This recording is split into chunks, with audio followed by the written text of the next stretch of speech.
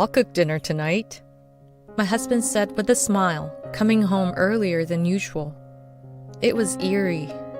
Lately, he had been acting strangely, but suddenly he was being kind. Look, you're pregnant and must be going through a lot. Even though I'm busy, I should do some housework too, he said cheerfully as he put on his apron. I shouldn't doubt my husband's good intentions, but I couldn't help it. I tried to ignore my suspicions and took a bite of the curry he served. As soon as I did, I collapsed in pain. And then I saw something that must have been used in the cooking. Unbelievable. Just before losing consciousness, I saw my husband's face. My name is Naomi, just an ordinary office worker. My husband Devin and I are colleagues in the same department. We started dating after bonding over common hobbies and got married 2 years ago. Well, I'll be going, he said, avoiding eye contact and seeming awkward. Will you be late tonight? I don't know, probably. As he left, I unconsciously put my hand on my belly. I'm 9 weeks pregnant. I've been on leave from work since the morning sickness got worse. I can still picture my husband's face when I told him about the pregnancy. He was overjoyed like a child with tears in his eyes as he hugged me, thanking me. I vividly remember us laughing together after accidentally knocking over a cup full of coffee when he stood up too quickly. Despite all this, he has been coming home late from work lately. Before, he used to come home by 8 p.m. at the latest, perhaps out of concern for my health. But recently, he often comes home past 10 or 11 p.m. I've tried asking him about it indirectly, but he dodges the question and I don't know the real reason. I know him well. He's sincere and kind, always putting me first. When I first started taking time off work, he made time for us to talk, even when he was tired. But lately, our conversations have felt distant. Seeing his attitude, I couldn't help but think of a word I didn't want to consider. Cheating. No, that can't be. But the more I thought about it, the more I couldn't shake the thought. Then an event occurred that turned my suspicions into certainty. One day while we were chatting and watching TV together, a celebrity cheating scandal came up on a talk show. Already sensitive to the word, I felt a cold shiver down my spine. My heart raced with an unpleasant pulse, and I was somehow afraid to look at my husband's face. The show's topic shifted to whether friendships between men and women can exist, and I forced a laugh, trying not to seem strange by suddenly falling silent. What do you think, Devin? About friendships between men and women? There was no answer to the question I threw out, without turning my gaze from the screen. I regretted it, and when I glanced at him, his cheerful expression visibly clouded over. Can we not talk about that? With an awkward, evasive smile, I became convinced. I knew it. He's cheating on me. From the day I had that conversation with my husband, I felt a heavy weight in my stomach. The morning sickness made my mood and physical condition even worse. What should I do now? Confront him? What would happen then?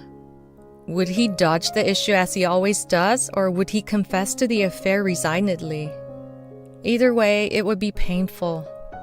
Should I continue living as we have been, burdened by this unbearable suspicion? No, I couldn't do that. What was more painful was the sudden wave of nausea. I rushed to the bathroom, unable to stop thinking while crouching. The thought of him no longer loving me or needing me was unbearable. At that time, I heard the front door open. I hurried to the entrance and saw my husband taking off his shoes, apparently having rushed home. It was just past 7 p.m. When was the last time he came home this early? Welcome back. What's up? You're home pretty early tonight. Yeah, I really wanted to come home early today. He hurried down the hallway looking somewhat happy.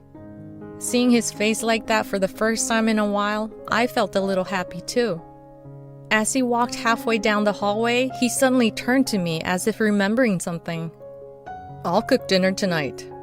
Surprised by his words, I watched him enter the kitchen with enthusiasm. A little later, he served curry and a beautifully arranged salad. Before I could ask what was going on, he urged me to eat with an untroubled smile.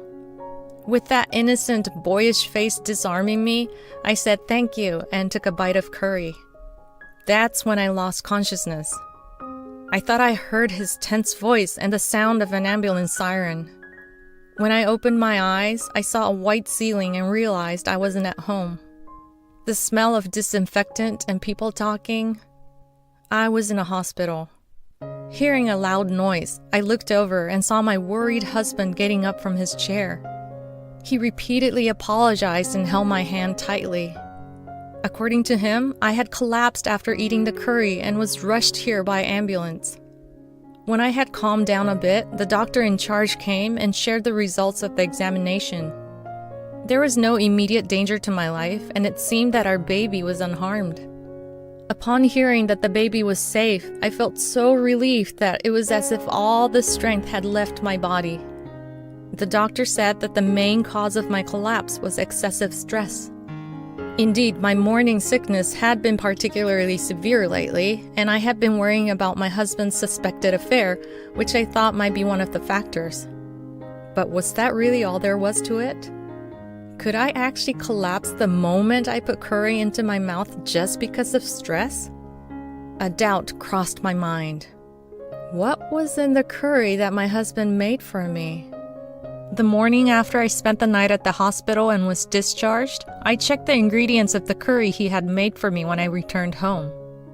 As expected, there was no way he would leave something that I had an abnormal reaction to, and the pot that probably contained the curry was washed clean. While recalling what I saw on the dining table the night before, I checked the condition of the remaining vegetables in the refrigerator. But there was nothing strange about any of them. What could be the cause then? I wondered as I looked inside the refrigerator again and noticed an unfamiliar container. I picked it up and checked the contents. That night, when my husband came home late, I started the conversation by saying, "There's something I need to talk to you about." I brought up the container I found in the refrigerator and another one. "It's unusual for you to stay up this late waiting for me. You couldn't sleep?" "Well, no, there's that, but..." I gripped my slightly trembling hand tightly. I hadn't been this nervous since my job interview at the company. Are you cheating on me?" I mustered up all the courage I had and spat out the source of my recent anxiety. The pathetic, trembling words faded away, and silence filled the room. The sound of the clock's hands moving seemed strangely loud. "Huh?" With a surprised look on his face, my husband let out a dumbfounded voice. In conclusion, my husband's infidelity turned out to be my groundless worry. "Actually..." He hesitantly told me the story, which went like this. Before I went on maternity leave, I had a good relationship with a female coworker named Melissa. Every day, she would ask my husband for help with work or for explanations of things she didn't understand for various reasons.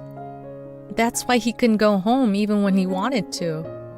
"She's your friend, right? I can't refuse her, and it's hard for me to talk to you about it, too." So that's what was happening.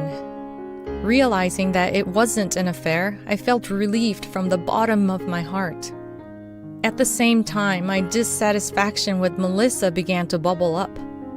Since we were doing the same job, of course we would help each other out as coworkers. But it seemed unreasonable to manipulate people for one's own convenience every day and night. Moreover, it seemed strange that she had so much work to do that she had to work overtime every day. Even when I was still working with her, she had this tendency. At first, she would be relaxed, saying, "This is no big deal," but when the deadline approached, she would cry for help. Apparently, her attitude hasn't changed even now. "I'm sorry for worrying you," my husband said with a smile, trying to comfort me. I felt so happy with this kindness that I wanted to cry. Then I suddenly remembered the container and took it out. And one more thing, what's this about? That. I got it from her the other day. Melissa had apparently asked him for help with work as usual on the day he got it. But Naomi's not feeling well today, so I'm sorry. Oh, really? That's too bad. She then said, "Oh, I have something nice for you," and took something out to hand over. It was this container. The contents appeared to be homemade curry roux. It's true, I have been surprised to hear that she was into organic products, disliking preservatives and sweeteners, and even making her own soap in addition to cooking and baking. She said it's good for both the mom and baby. I'd be over the moon if I can help you, Naomi. Aw, honey. That's why he rushed home so quickly that day. I felt ashamed for suspecting infidelity. He cared so much for me, and we were able to confirm our bond and resolve the issue. However, I couldn't help but be concerned about the curry roux. When I opened the lid and smelled it, something felt off. Of course, the scent can change depending on the spices used, but once I started worrying, I couldn't stop. So I decided to send it for an allergy test. A few days later, the allergy test results arrived. Melissa's attitude towards my husband and this curry roux made me certain of her intentions. Among the various numbers listed, there was one with abnormally high value: peanuts. I have had a peanut allergy since I was a child. I once ate peanuts as a child, and my throat swelled up so much that I had difficulty breathing, and I had to be taken to the hospital.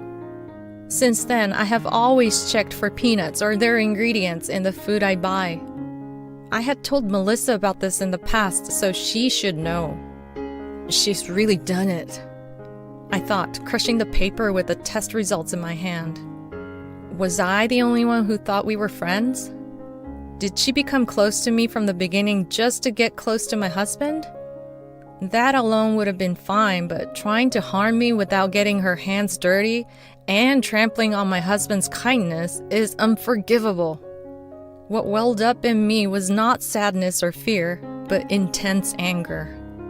I crumpled up the paper with all my strength and threw it into the trash can with a roar. "If you're going to do this to me, I'll get you back. I'll return the favor twice over." A few days after that resolution, in the middle of a peaceful afternoon, a shrill intercom tone, followed by the sound of someone violently pounding on the front door, ripped through the air. Knowing who the person at the door was, I smirked and pressed the intercom's respond button. "Yes, who is it?" "Hey, Naomi, what the hell is this?" As expected, Melissa was there, her face pale and panting, interrupting my words. "What are you talking about?" I asked innocently, and she slammed some documents against the intercom camera.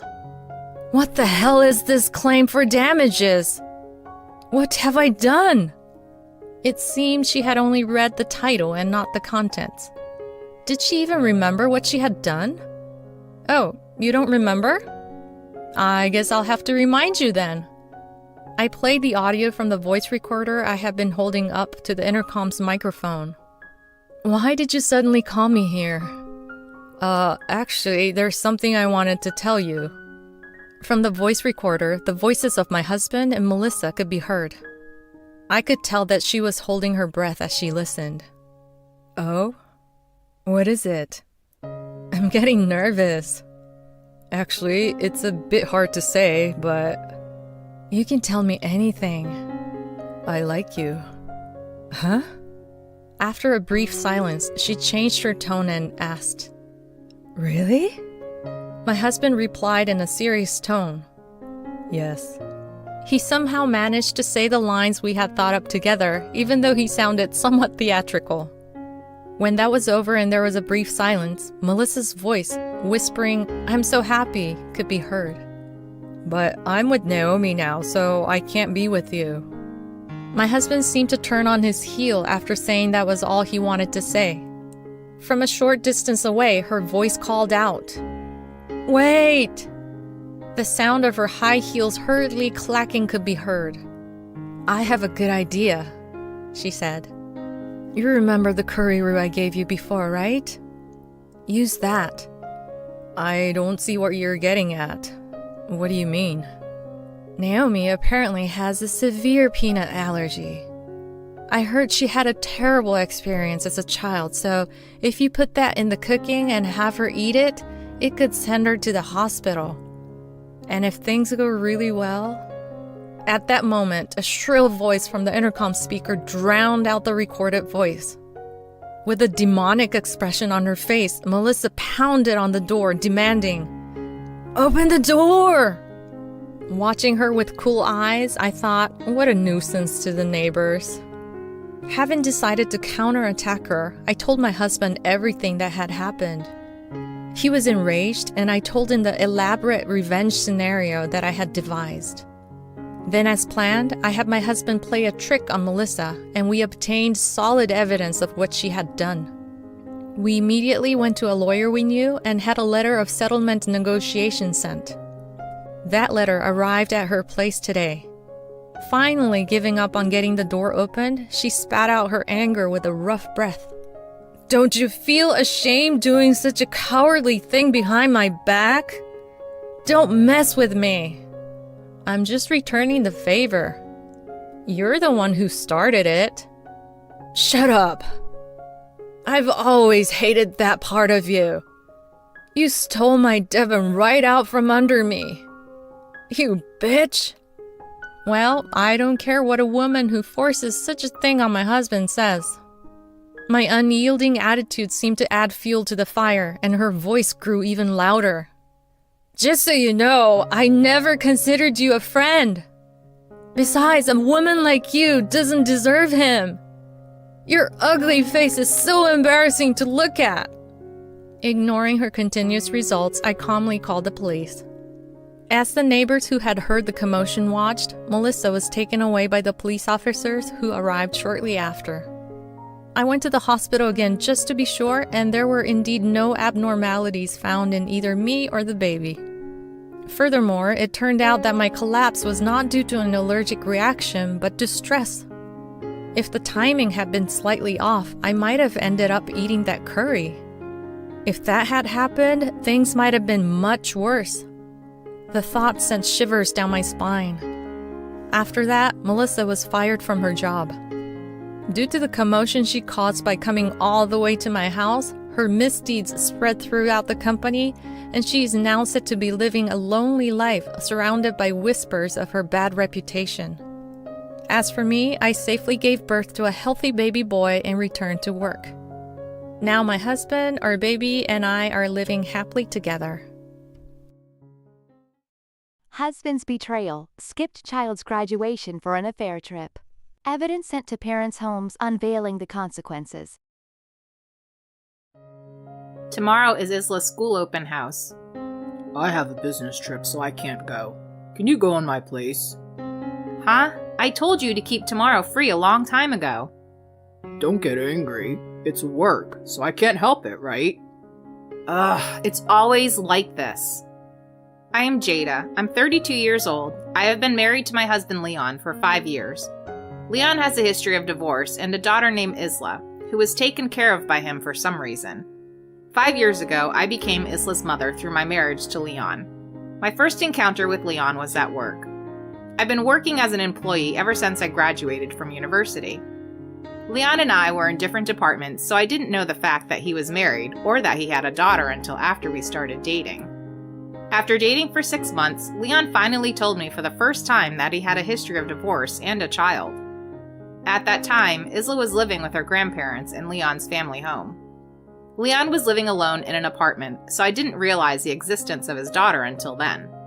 Since Leon was busy with work and often away from home until late, Isla reached the conclusion that it would be safer for her to live with her grandparents, so they lived separately. In the first place, I don't know why Leon, as the father, took custody instead of the mother. When I asked about it before, Leon didn't seem willing to talk about it, so I didn't ask further. When I first learned about Isla's existence, I thought about ending my relationship with Leon. Becoming a mother figure to Isla, who was 7 years old at the time, felt too burdensome for me. However, Leon pleaded with me, and I ended up meeting Isla once. Isla, I was certain, wouldn't accept me as her father's new spouse, and she probably wouldn't even make eye contact with me, or so I had anticipated. However, Isla unexpectedly warmed up to me. I still remember that face calling my name with a smile. We exchanged contact information and started messaging each other. Through our interactions, I began to think that maybe Isla would accept me as a family member. And 1 year after our first meeting with Isla, Leon and I decided to get married. After our marriage, Isla moved out of her grandparents' house and started living with us. It was also physically difficult for the elderly grandparents to take care of their grandchildren any longer. Moreover, I could return home earlier than Leon and ensure that Isla didn't feel lonely, which made my parents-in-law support the idea of living together. With that, our new life began. Initially after getting married, Leon would come home early and actively help with household chores. However, after about 6 months of marriage, Leon started coming home later and I ended up doing most of the housework. As for doing the housework alone, I didn't have that many complaints. The most challenging part was taking care of Isla. For Isla, I still felt like a relative rather than a mother figure, and I couldn't possibly replace her actual mother. As a child, Isla also seemed aware of that, and I struggled every day not knowing how to interact with her. Even if I wanted to discuss it, Leon would come home late almost every day, and even on the rare occasions when he was at home, I don't really understand Isla's situation. With that kind of sentiment, I couldn't expect any useful advice from him, feeling that Leon was neglecting Isla too much. Leon, could you please pay a little more attention to Isla? I said, but Leon responded, Wouldn't it be better if it's between women? You married me because you thought you could take care of Isla, right? Since you decided to become a mother, take responsibility. His words sounded as if it was someone else's problem, leaving me bewildered. However, Leon was right in saying that once I decided to become a mother, I had a responsibility towards Isla. I kept pondering how I could earn Isla's trust and took actions, only to end up with disappointing results. Isla was obedient and still engaged in conversations with me, albeit with some hesitation. However, around the time she reached 5th grade, she started showing distant behavior. Until then, we could have regular conversations and she would talk to me if something was bothering her, but suddenly she stopped approaching me. Is it an early stage of rebellion? I have no knowledge as a mother, and I could only be confused and troubled by Isla's sudden cold attitude. And so, with that kind of relationship, Isla entered 6th grade. Isla still responded coldly when I tried to talk to her, as always. On weekends, she would go to her grandparents' house, making sure not to meet me. It had been 5 years since I married Leon. I'd been trying my best to deepen the bond with Isla, but it was all my own delusion. Isla didn't consider me as a part of the family, and to make matters worse, Leon became even busier, leaving me feeling lonely. Gradually, Leon started going on more business trips, leaving the house vacant at least once a month. Despite being her own father, my husband shows no interest in Isla, and I have been struggling to balance work, household chores, and my relationship with Isla, resulting in significant weight loss since our marriage. Personally, I was somewhat happy with the weight loss, thinking it was a good diet. However, I later heard that my colleagues suspected I was ill. However, I still felt moments of happiness. Through marrying Leon and meeting Isla, I had the opportunity to experience various aspects of being a mother. Although our relationship may not be good at the moment, Isla used to be affectionate towards me, and I believe that we could eventually return to the way things were. In the midst of all this, the day of Isla's elementary school graduation was fast approaching. I took a day off for the graduation ceremony and made various preparations. While busy with the preparations, one day, I won't be able to attend the graduation ceremony, Leon suddenly said. Startled, I asked, Huh? But you took a day off, didn't you? I confirmed. There's an unavoidable business trip that I can't refuse, he said with an unapologetic face. I couldn't believe that Leon would prioritize a business trip over our daughter's graduation ceremony, so I pleaded with him to find a way to attend. However, Leon turned a deaf ear to my request. Since Leon and I work in different departments, I honestly don't have a clear understanding of his job responsibilities. Although I had a sense that his work was demanding with overtime and weekend shifts, I still believed that if he talked to his superiors, they could arrange for someone else to go on the business trip. Our company isn't known for being excessively demanding, so I couldn't help but feel a bit skeptical about Leon's explanation. It's such an important graduation ceremony. Can't you find a way to decline it? I said, but he replied, It's already decided. As long as you and her grandparents are there, I'll be fine, right? Leon said that and left the living room. I was left dumbfounded watching him walk away. Then right after, Isla entered the living room. I looked at Isla, anxious to see if she had heard our conversation just now.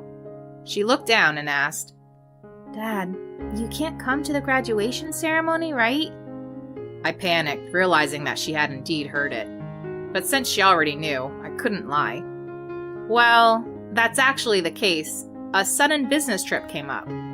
I relayed the message and Isla responded with just, I see. It's fine. Then she went into her room. I knew Isla must be hurt. Seeing her sad expression pained my heart. In an effort to cheer up my daughter, I tried to make her favorite meals and buy her favorite comics during the days leading up to the graduation ceremony.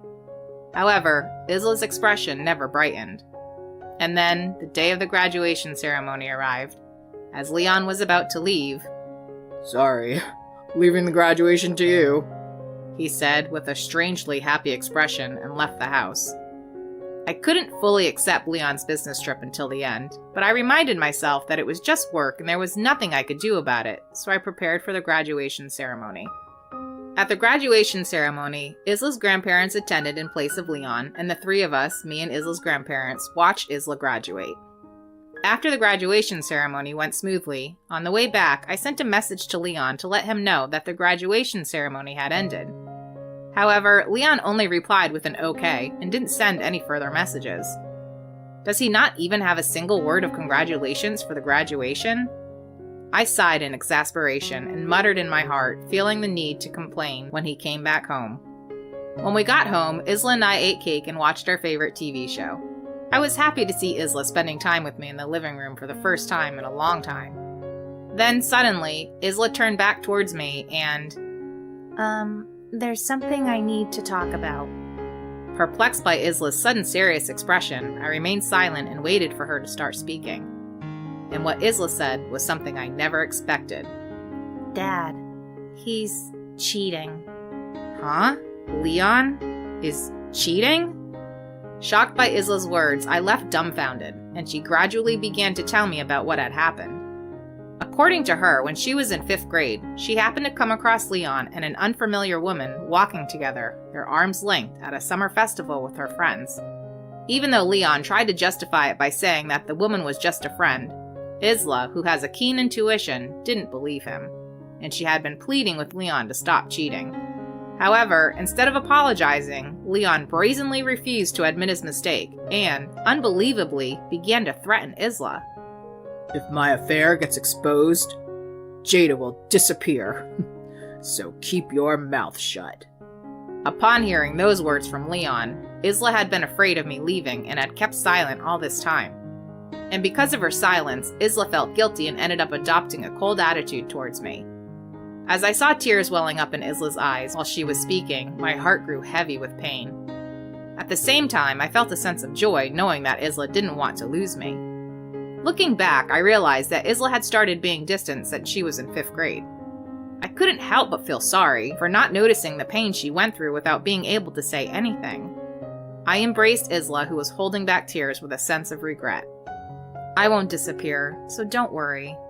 I reassured her. Isla seemed relieved to hear that. It was my own assumption that Isla was going through a rebellious phase, but it turned out that there were valid reasons behind her behavior, and I made up my mind that I couldn't let Leon continue as he pleased. First, I put Isla to bed, and then I contacted a colleague at work who was familiar with Leon in the same department. I wanted to confirm if Leon was really on a business trip today. My colleague confirmed that Leon was indeed on a business trip. However, they hesitantly continued with the following words. Actually, I've been meaning to talk about this, but your husband seems a bit suspicious, you know. According to my colleague, it is true that Leon goes on business trips every month. However, they mentioned that there is always one female employee accompanying him on those trips. Leon claims it's for mentoring the junior staff, but the frequency of their travels together has raised some rumors within the department. Upon hearing this, I immediately asked for the name of the hotel where Leon stays. The business trip destination is 2 hours from here by train. He says he plans to stay 2 nights for the convenience of his business partners. I had another paid day off the next day, so I decided to go there in person to see if Leon was having an affair. The next day, I left Isla at my parents' house and took the train to the hotel where Leon was staying. I never thought I was capable of such bold actions, but when it's for Isla's sake, I felt like I could do anything. And so, I arrived at the hotel. Thinking that Leon was out for work, I waited for his return at a nearby cafe. Unexpectedly, Leon and the woman came out of the hotel in casual clothes. There was a woman with long hair beside him. The two of them were arm in arm, heading somewhere with apparent joy. I took a picture with my smartphone, which I was holding up. After that, I continued to take pictures of the two of them walking arm in arm and enjoying their date while hiding and following them. However, they didn't notice my presence at all. They kissed and hugged each other, clearly giving off the impression of being lovers. I captured the entire incident in photos and videos and started my journey back home. As I arrived home, exhaustion hit me all at once. I never imagined that Leon would be cheating on me with a colleague. I was trembling with anger. In my anger, I immediately informed my parents and in-laws about Leon's infidelity. I sent the photos of the affair scene to my in-laws, and they quickly rushed over, kneeling and apologizing to me. My parents quickly brought Isla with them, and our home was filled with me, my parents, my in-laws, and Isla. Leon should be returning from his business trip soon. He would be quite surprised to see everyone gathered together. It would be quite a spectacle to see how he would try to come up with excuses. Since I didn't want Isla to witness the chaos, I asked my mother to accompany her and have Isla wait in her room. And then, 2 hours later, Leon returned home with a completely ordinary expression on his face. I'm so tired from the business trip. The person from the client company was so difficult, he complained as he entered the living room. Welcome back, Leon. As we all glared at Leon, he seemed surprised by the cold stares and the unusual atmosphere. Sensing the cold gaze and the tense atmosphere, Leon stumbled with his words and said, Did everyone gather for Isla's graduation celebration or something? He started talking like that. Did you have a good time on your business trip? I asked while giving him a stern look, and Leon became even more flustered. It's work. There's nothing enjoyable about it, he replied with an unnecessarily loud voice. Then, unable to contain himself any longer, my father-in-law shouted at Leon. You've been cheating, you damn fool! Leon flinched as he was suddenly yelled at. Realizing that Leon didn't grasp the situation, I proceeded to tell him about my visit to his business trip location that day, showing him the evidence of photos and videos to confront him about his affair. As there was concrete evidence against him, Leon couldn't escape and reluctantly admitted to his infidelity while becoming defensive. Coming to my business trip location? How unfair of you. Were you doubting me? Leon tried to play the victim, so I informed him that the affair rumors were already circulating within the company. This only made Leon more flustered. Did he really think he could openly parade around with his junior colleague without getting caught? I couldn't help but be disgusted by what a foolish man he was. Under the scrutiny of everyone, Leon became resentful and uttered, The reason I married you in the first place was to offload the responsibility of taking care of Isla. He said those words boldly. As I was taken aback, Leon began to speak the truth. It turns out that Leon's previous marriage ended because of his infidelity. Leon explained that his previous wife had struggled mentally and couldn't take care of Isla, so he had no choice but to take custody of her. Isla's mother had a history of illness and was emotionally unstable, so Isla expressed a desire to be with her father rather than her mother. However, Leon was initially indifferent to parenting and found himself overwhelmed by Isla, so he used his work as an excuse to pass the responsibility to his parents' house. However, perhaps due to concerns about societal perception of living separately from his daughter, Leon came up with the idea of remarrying to secure a woman who would take care of Isla. That's how I ended up being chosen as the convenient woman. Realizing that I had been deceived from the beginning, I felt frustrated, pathetic, and tears welled up. Leon had planned to burden me with everything, while he intended to have affairs with other women. Both my in-laws and my father were furious. They yelled at Leon, and my father-in-law even held Leon's head down while making him apologize. Despite everything, I couldn't stop crying, and as I lay on the floor, Isla came out of her room and embraced me. "Mom, please don't cry." I was surprised when Isla called me Mom. Ignoring my frozen state, Isla glared at Leon and said, "To cheat again? That's despicable." Even Leon, faced with his daughter's words, seemed unable to respond. While holding Isla tightly, I confronted Leon with a demand for a divorce.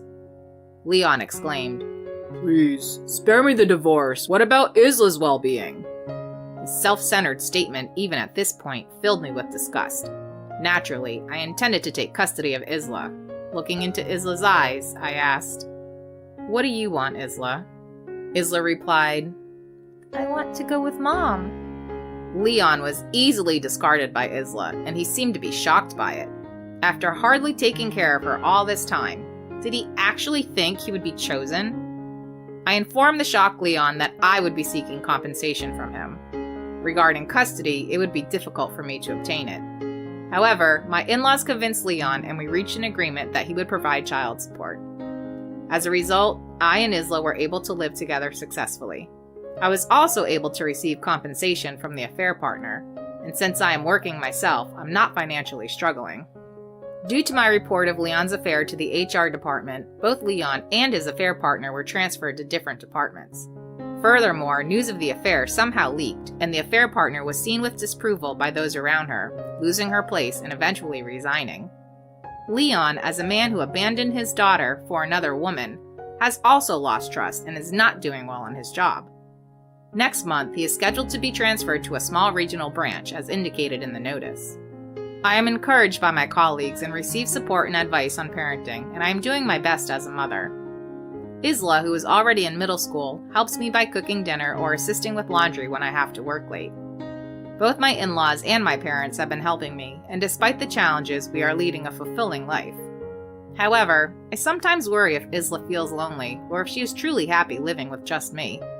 But when I see Isla enjoying herself and not showing any signs of missing her father, even after he's gone, I feel that we made the right decision. Since then, Isla has gradually started calling me Mom. Although we are not biologically related, I want to build a genuine parent-child relationship from now on. After my father's death, my mother started talking to herself on the wall. My husband invites her and me to go hiking, but... Wait! Don't go! I cried out instinctively upon hearing the engine noise of the car suddenly accelerating in the middle of the forest at night. My husband, who was driving, gave me a smug and unpleasant smile. Gotcha, didn't I? Did you really think I drove all the way out here? For the sake of a crazy old woman and ugly wife?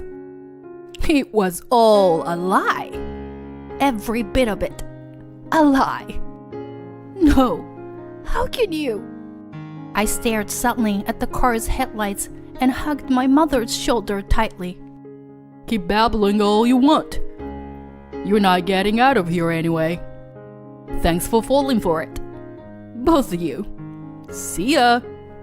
Without the energy to chase after the receding car, I slumped and despaired. What would I do? We've been left behind in this forest. I have no idea which way to go. Help! Someone, please! Help! Just as tears were about to spill from my eyes. You are there. I see you. Mom! Your father is calling. Come this way, Julie. My mother gently took my hand and we slowly start walking. My name is Julie and I am a stay-at-home wife, just like any other. I've been married to my husband Archie for over 15 years now. Perhaps due to the fact that we don't have any children, our conversations have become few and far between in recent years. While I don't talk much with Archie, I live with my parents, who serve as good conversation partners. Despite their age, my parents are strong and healthy for now. However, for Archie, this situation is far from comfortable. He works overtime and is hardly ever home on weekends or weekdays. On days when he gets off work at a normal time, he always goes out drinking and doesn't come home until late at night. Although there is no particular bad blood between Archie and my parents, it seems that the distance between a son-in-law and his in-laws is something that can never be bridged. I don't want to make things any more uncomfortable for Archie than they already are. Furthermore, I try not to think about it too much. But there is no telling when my parents will no longer be healthy.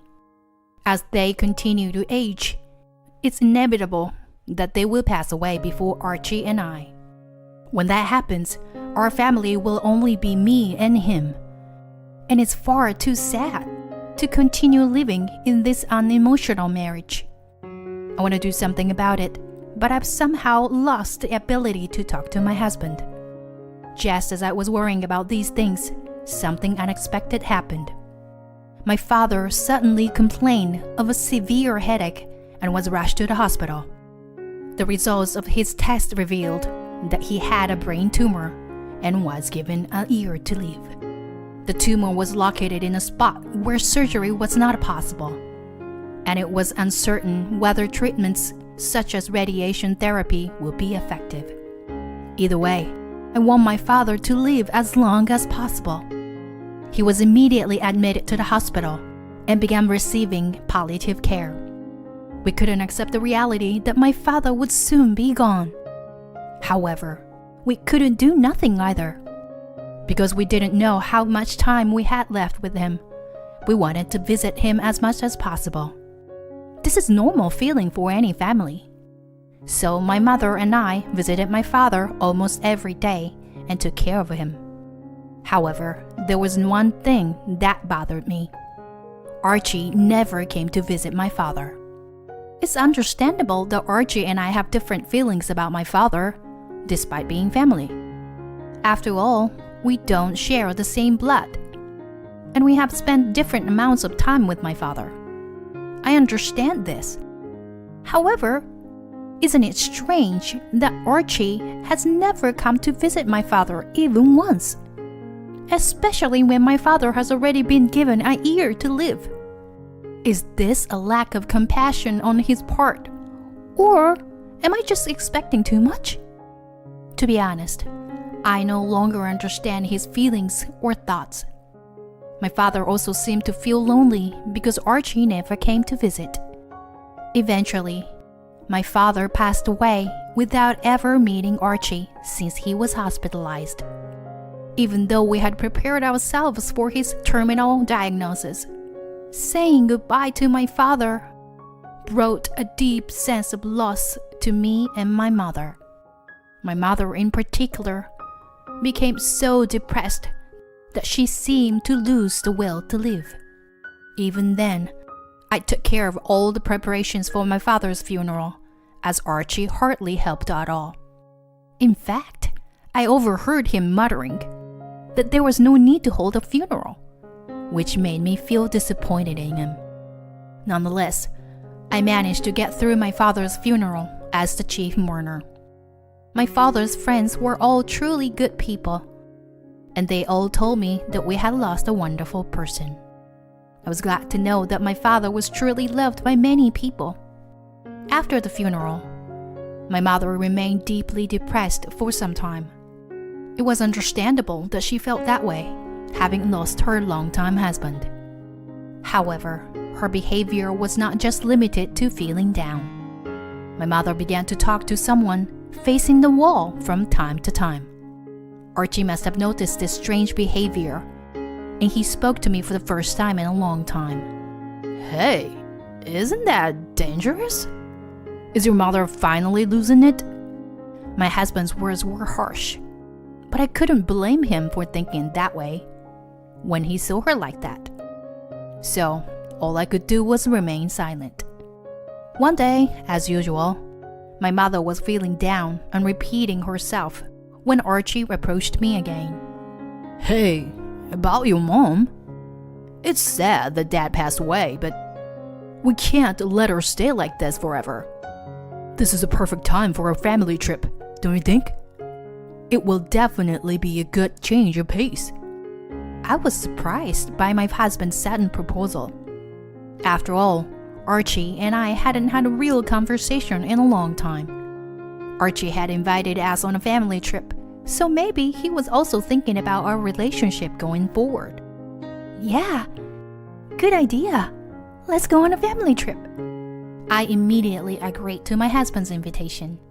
I told my mother about it, and although she thought about it for a while, she eventually agreed.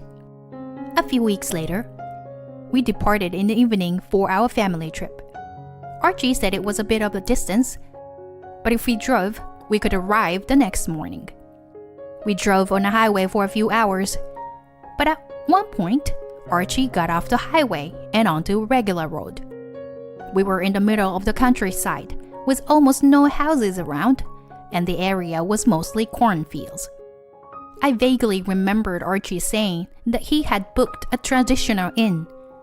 But how could it be in a place like this? Despite my concerns, Archie kept driving deeper and deeper into the forest. I became quite worried and asked him about our destination. Where are we going exactly, Archie? Oh, there's a place nearby where you can see a breathtaking starry sky. It's a little far from the inn, but since we're so close, let's go check it out.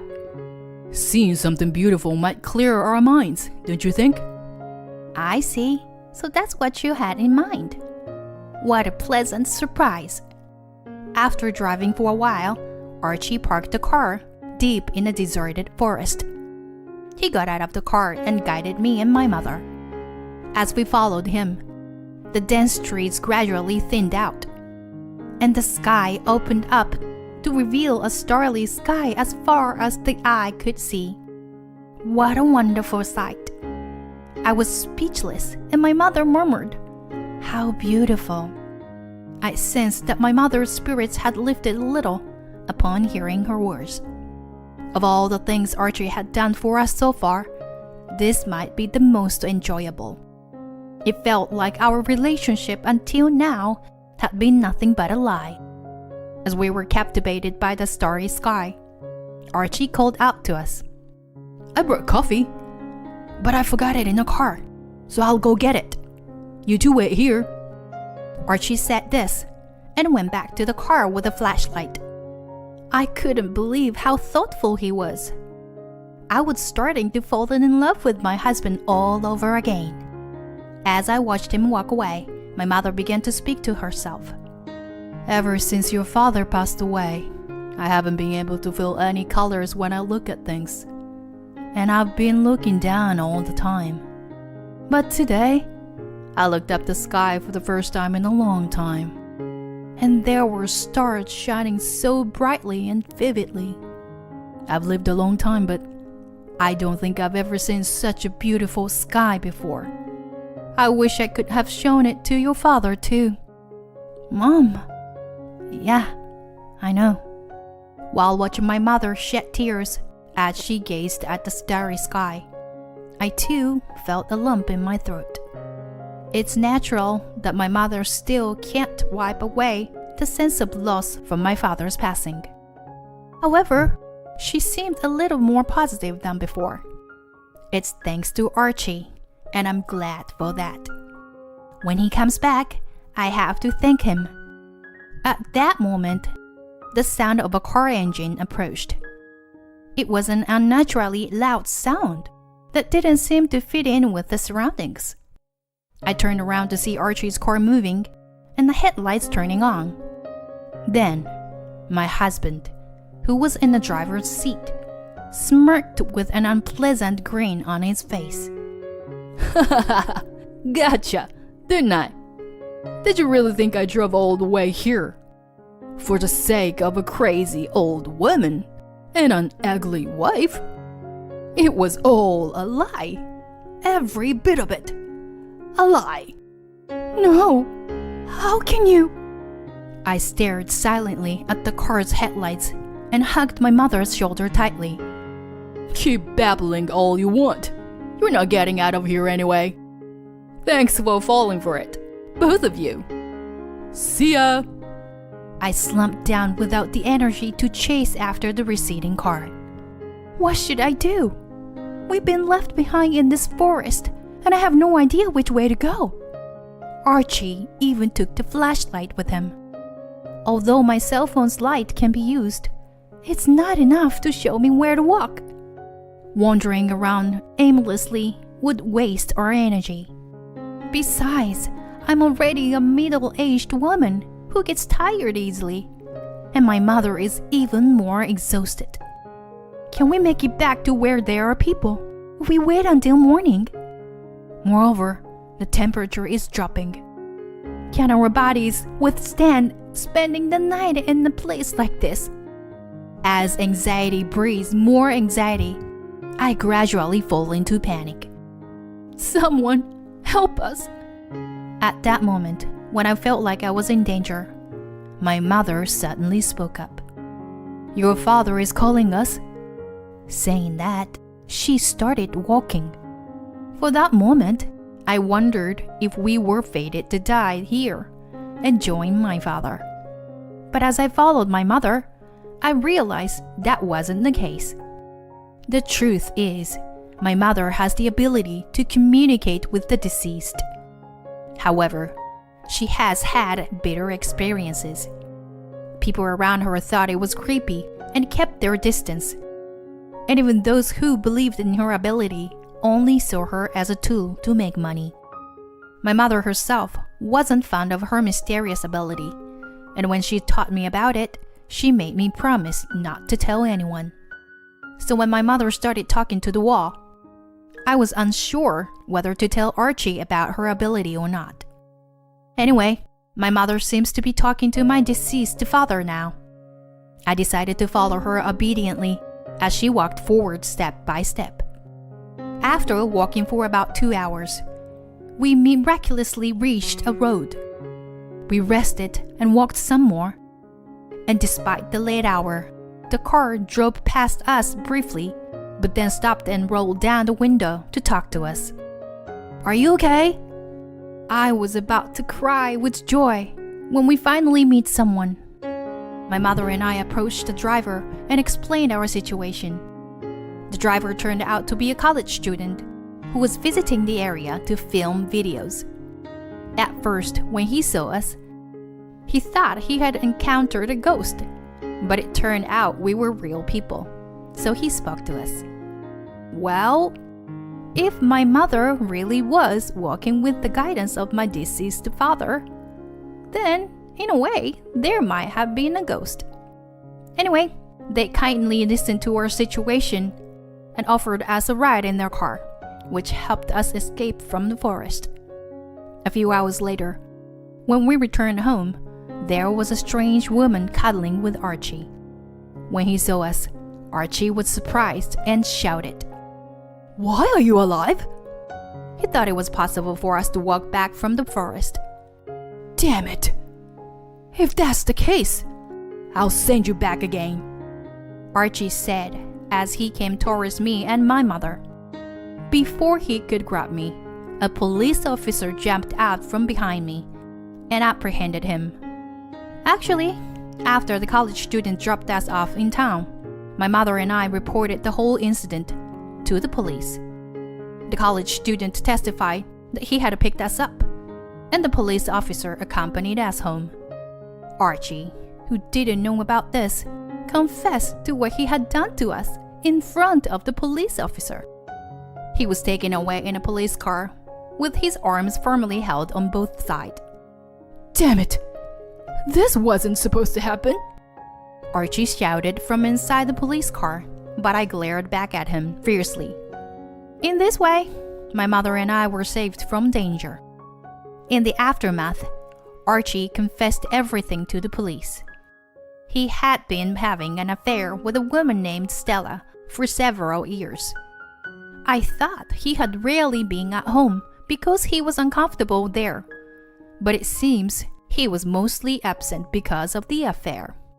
Then one day, Archie was caught by my father at the scene of his infidelity and scolded for it. As a man, I can understand the feeling of being attracted to other women. But as a father, it is absolutely unacceptable to make Julie sad. So, before it was discovered and hurt your family, you should have ended your relationship with Stella. Got it? At that time, Archie quietly followed my father's words. However, in the end, Archie did not break off his relationship with Stella and try to avoid my father as much as possible. Then, when my father was hospitalized with a brain tumor, Archie was able to freely meet with Stella and never came to visit my father. After my father passed away, Archie's fear of being caught for infidelity disappeared, and he seemed to be in high spirits.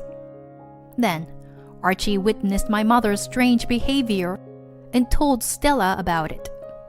Then, if you dispose of the demented old lady and our daughter, the inheritance will be yours, Archie. Upon hearing this, Archie came up with a plan to leave us stranded in the forest. In reality, we were left behind, and it could have been dangerous for us. However, Archie and Stella miscalculated that my mother was not demented, but had a strange ability to communicate with the deceased. Thanks to that, we were able to return safely with the help of my deceased father. After a while, Archie was sentenced to prison, and Stella was arrested as an accomplice. Archie and I divorced, and I finally became free from being the wife of a criminal. If he had continued to maintain a peaceful relationship with his wife, he would have at least received some inheritance in the future. However, due to being blinded by his immediate desire, he not only lost his inheritance, but also his future. What a foolish man he was. Later, my mother and I erected a tombstone on the land that my father had owned as a tribute to him. Although it was not a large area, it was a beautiful place with a stunning night sky. My mother and I expressed our gratitude to my father, once again, for saving us from the forest. When I asked my mother if my father was saying anything, she shook her head. But there was no sadness on her face.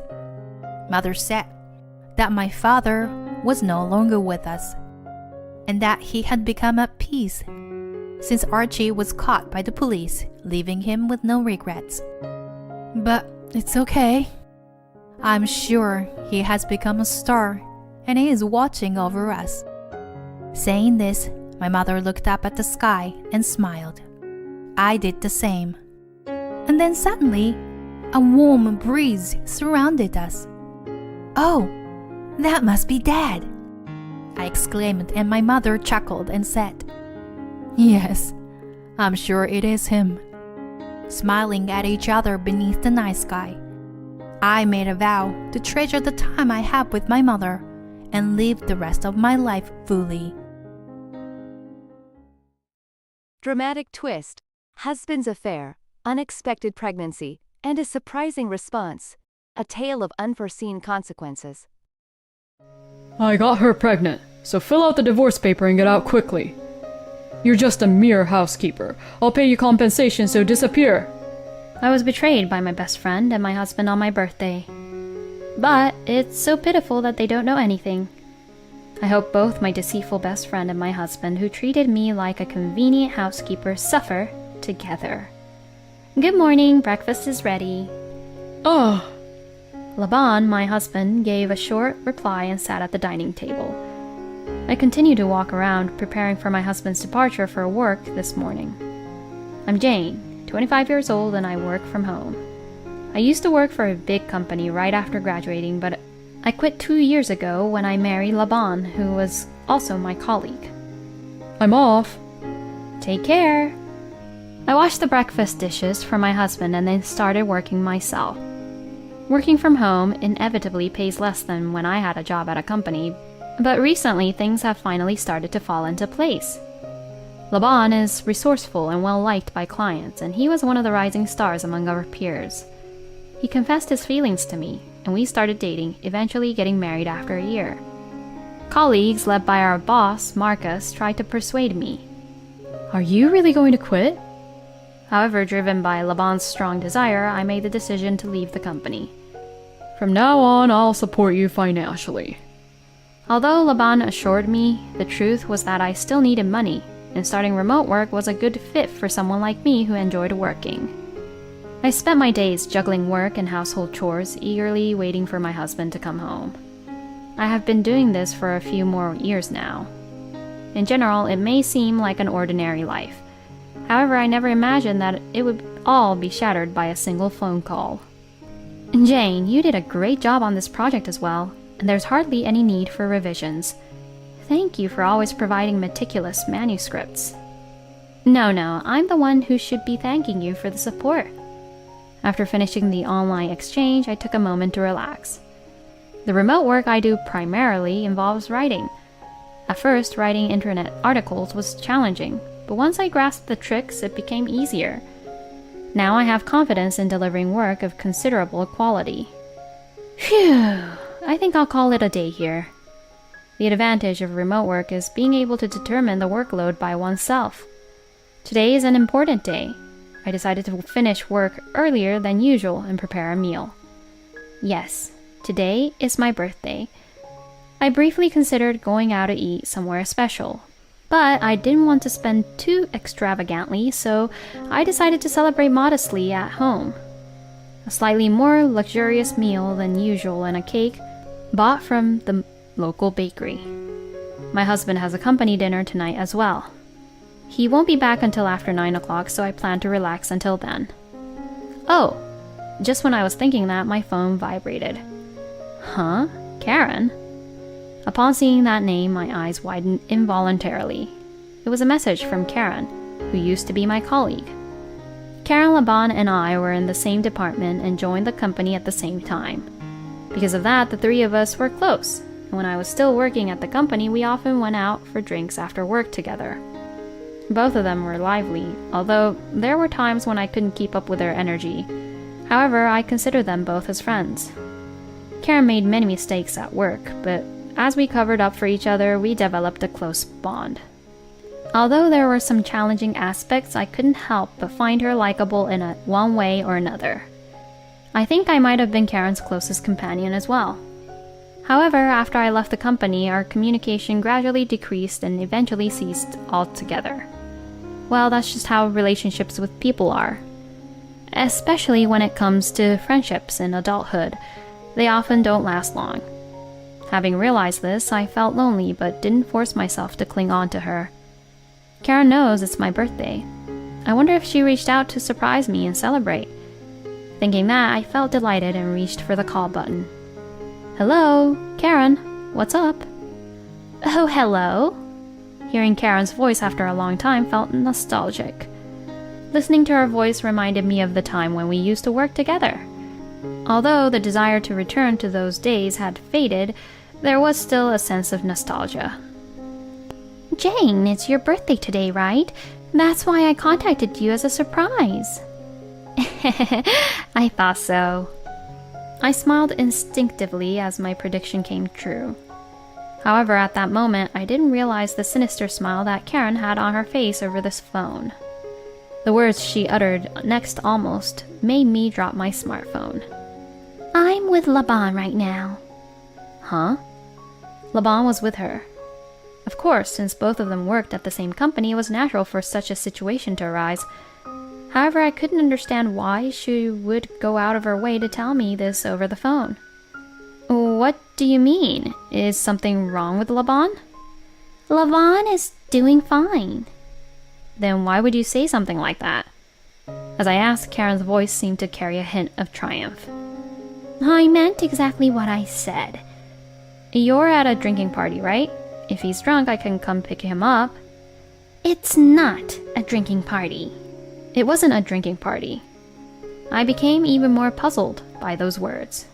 And with Karen's following statement, tension surged within me.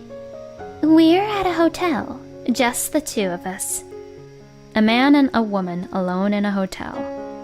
Upon hearing that, There was only one possible scenario that came to mind, and I clenched my trembling hand around the smartphone.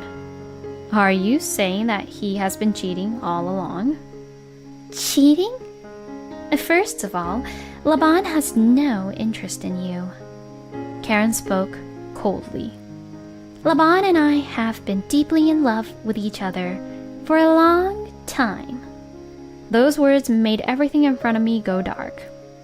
Karen was someone who could be considered a friend or even a best friend to me. Even though our friendship had faded, my feelings towards her remained the same. And now I learned that the person I considered as a close friend and my husband were having an affair. Is it true? Oh yes, of course. And there's another surprise for you. Given the flow of the conversation, there was no way the surprise would be something good. Karen spoke with a tone that made it clear she was mocking me. I'm pregnant this time. Will you fill out the divorce papers? Pregnant? Laban and I had never discussed having a child together. It's surprising how easily he ended up having a child with his affair partner. So, you've been betraying me all along. I finally managed to say it. Karen laughed and replied, Betrayal? Weren't you just a convenient woman for him? I had no idea that Karen thought of me in such a way. I had always believed that Karen also considered me as a friend. I stumbled and placed my hand on the table. The meal I had just prepared was already starting to cool. And Laban, you said he's there with you, right? Yes, would you like to talk to him? As soon as she said that, I heard rustling sounds on the other end of the phone, and the voice I heard this time was undoubtedly that of my own husband. Jane, happy birthday. It was the same words he said to me last night, but Laban's tone of voice was much colder this time. Laban, what does all this mean? Are you saying that you've been having an affair with Karen? Obviously, that's what it means. You can't even grasp the situation. You really are clueless. The reason Laban was attracted to me was apparently because of how I performed when we worked together as a team. I've always been attentive to details, and I've applied that in my work. Jane, you're really quick to grasp the situation, and I appreciate your attention to detail. During a celebration party for our successful teamwork, I happened to be sitting next to Laban, who approached me and said those words. I was delighted. That's not true. It's because of your bold thinking and creativity that we succeeded. Laban was the opposite of me. He was someone who looked at the big picture rather than focusing on the details. That's why there were times when we clashed in our team. However, I believe that it was thanks to those clashes that our work was successful. We were already close friends from the beginning, but since that day we started to have a certain awareness of each other. Eventually, Laban confessed his feelings to me, and that led to our marriage. If you wait for me, Jane, at home, I can give it my all. Laban said that to me earnestly when I hesitated to quit my job. But it turns out that all those words were lies. Laban lets out a heavy sigh and says, Honestly, I never saw you as anything more than a housekeeper. You have no appeal, and I can't see you as a woman like Karen. I thought this was a good opportunity since she's pregnant. I'll pay you alimony, so don't worry. I do believe Karen was undeniable appeal as a woman. Even male colleagues at work would give her flirty looks, and Karen herself would boast about it. Laban continued further. I couldn't stand seeing your face every day. I feel relieved now. I was shocked to hear that Laban had such thoughts and to be directly told that. Meanwhile, it seems that the phone has returned to Karen's hands. She appears lively and is belittling me again. That's why I'm asking you to get a quick divorce, okay? However, after taking a deep breath, I asked as a final confirmation. Is that okay? Huh? Of course it's okay, isn't it? Karen seemed surprised by my unexpected response. I continued to speak to her. I'm renting this place, so I'll send your stuff there. Can you give me your address? Okay. Karen said it in a bewildered manner. Did she think I was making excuses for losing? Though truth of her assumption remains uncertain, I said, Well, I'll hang up then. And with that, I quickly ended the call.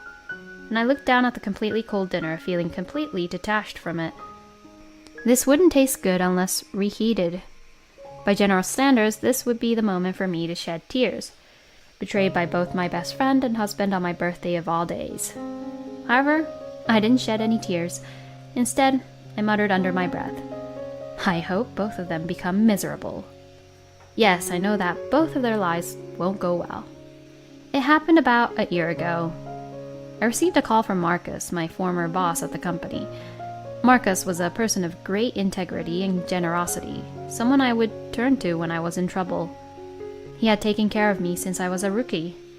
Even when I left the company, he expressed deep regret. With nervousness, I answered the call from him. It's been a while. Is there something you wanted to talk about? Upon hearing that, Marcus replied in a serious tone. I want to meet and talk to you about something, he said. Since I have a job with flexible hours, I arranged a meeting day that suited Marcus's schedule. It's been a while, Jane. Yes, it has. So, what brings you here today? We met at a quiet cafe. We ordered drinks for now, and I asked him. Marcus let out a sigh in response. He seemed deeply troubled by something. Actually, it's about Laban. Something about my husband? Could it be that he did something wrong at work? Laban seemed normal as usual, but I started to feel anxious. However, Marcus shook his head and said, It's not about something at work. And then with determination he spoke. Actually, the other day I saw Laban entering a hotel with another woman in the downtown area. And at company gatherings, he has been saying negative things about you. What? I was shocked by Marcus's words. Laban had been attending more company gatherings during this time, and he would often come home late. However, he never showed any hint of such behavior. But Marcus was not the kind of person to make up such lies. I knew that he was opening up to me like this because he cared about me. Still, there was a part of me that didn't want to believe it. Thank you for your advice, however, I still find it hard to believe. That's understandable. I just thought it would be better to let you know before you get hurt any further. It might be worth being a little more observant of his actions. Gratefully accepting Marcus's advice, we parted ways that way. And since then I tried to gather evidence of Laban's infidelity. To my surprise, it kept pouring out. Knowing how to unlock his smartphone, I would sneak a peek while Laban was asleep. There, I discovered exchanges of messages with various women. I captured all of it in photos. Afterward, I began to track Laban's movements on weekends. As a result, I witnessed him entering hotels with women multiple times. Working on weekends is so tiresome. He would often complain about it, but that was mostly a lie. In reality, he was engaged in his affairs. Of course, I captured that too, in photos. Thanks to that, I now had dozens of pieces of evidence in the form of photos and videos, which would undoubtedly ensure my victory in court. Finding out that Laban was cheating was honestly heartbreaking and infuriating, but more than anything, I felt a strong sense of disbelief. If he had only cheated with one woman, I might have thought he was just being fickle. But with his indiscriminate actions, it seemed like his brain was controlled solely by his lower desires. At that point, my feelings for him had completely cooled off. Laban had always left all the household chores to me, demanding perfection, while he attended countless drinking parties. So, it was not surprising that thoughts of divorce crossed my mind. I was shocked by the surprise from Karen because I never expected her to be involved with Laban. Laban's direct insults were, of course, hurtful. But once everything had surpassed a certain threshold, I began to think that the timing was actually quite good. It seemed like a great opportunity to declutter my life from these two individuals who were no longer needed. Later on, I sent Laban's belongings and the divorce papers together. And on Karen's birthday, several weeks later, I sent her the evidence photos of Laban's affairs with other women that I had collected. Furthermore, I added a message to the package. I know it must be tough dealing with the debt repayment, but hang in there. Indeed, Laban had a significant amount of debt. Laban had an ambitious and daring personality which led him to get caught up in gambling at one point. I learned about it after we got married, and I had been saving money to help repay it since there was no other choice. I believed as a married couple we shared responsibilities and obligations. But as a divorced woman, I had no obligation to repay his debt. The money I had saved was in my own account, so there was no worry of Laban taking it away. What do you mean? Karen responded immediately. Don't you know, Laban has a massive amount of debt. I have saved some money to help with the repayment, but of course, I have no obligation to assist anymore. Karen, he's your husband after all. Do your best to help him repay the money. And then... I didn't ask for your opinion, okay? I received a message, but why did I even need to hear that? I ignored it and blocked Karen. And by the way, I had blocked Laban a long time ago. This truly marks the end of any connection with the two of them. I felt refreshed. By now, Karen must be confronting Laban. The thought of their interaction made me laugh. Months after the divorce, Marcus contacted me again. This time, it was through written communication rather than a meeting in person. It seems Laban and Karen are constantly fighting and living in the worst kind of marriage. It's no wonder. I had sent them all that evidence. There was bound to be animosity. But even so, didn't Karen imagine it? That Laban was not only cheating on me, but also engaging in such activities with other women? No, she probably didn't imagine it. She must have believed she was special, the only one. I heard that Karen is being demoted now. I heard she was originally a candidate for demotion due to her constant mistakes. Perhaps her turbulent marriage further affected her performance. In addition to the delay in repaying the money he wasted on gambling, it seems that Laban's situation is also deteriorating. There have been increasing complaints from business partners as well. I heard later that Karen's family used to be wealthy. Knowing Karen, she probably told Laban about her family's affluent background. And Laban, thinking he found a way to repay his debts, cleverly took advantage of it. But now they are living in a modest household. There's no doubt that they have no room to spare for repaying Laban's debt.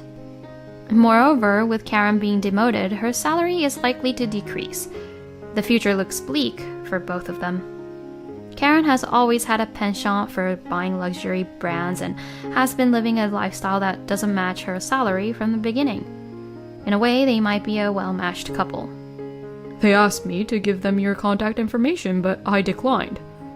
Marcus said that, and I expressed my gratitude. I want nothing to do with them ever again.